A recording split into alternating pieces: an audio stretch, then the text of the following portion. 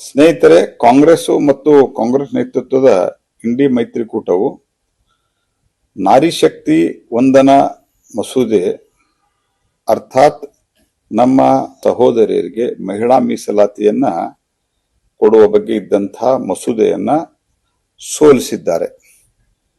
ಇದನ್ನ ಸತತವಾಗಿ ಅವರು 1996ರಿಂದ ಇದಕ್ಕೆ ಅಡ್ಡಿಪಡಿಸುವ ಮೂಲಕ ಮಹಿಳೆಯರಿಗೆ ದ್ರೋಹ ಮಾಡುತ್ತಿದೆ.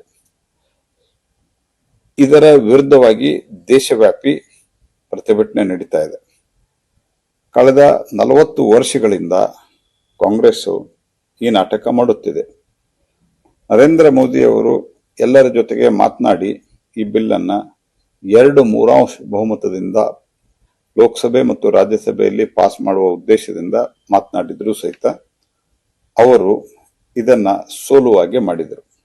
ಹಾಗಾಗಿ ಇಡೀ ದೇಶಾದ್ಯಂತ ಇದರ ವಿರುದ್ಧ ಪ್ರತಿಭಟನೆ ಮಾಡಲಾಗ್ತಾ ಇದೆ. ಈ ಪ್ರತಿಭಟನೆಯನ್ನ ಭಾಗವಾಗಿ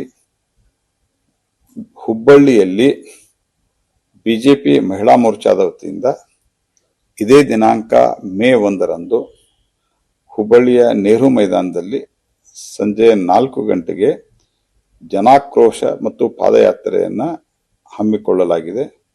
ಈ ಪ್ರತಿಭಟನೆಗೆ ನಾವೆಲ್ಲರೂ ಮಹಿಳೆಯರು, ಸಹೋದರ ಸಹೋದರಿಯರು ದೊಡ್ಡ ಪ್ರಮಾಣದಲ್ಲಿ ಕೈ ಜೋಡಿಸಿ ಕಾಂಗ್ರೆಸ್ಸಿನ ಈ ಕೃತ್ಯವನ್ನು ಖಂಡಿಸುವುದರ ಜೊತೆಗೆ ಮುಂದಿನ ದಿವಸದಲ್ಲಾದರೂ ಆದಷ್ಟು ಬೇಗ ಇದು ಜಾಗೃತಿಯಾಗುವ ರೀತಿಯಲ್ಲಿ ಒತ್ತಡ ತರಲಿಕ್ಕೆ ನಾವೆಲ್ಲ ಪ್ರಯತ್ನ ಮಾಡೋಣ.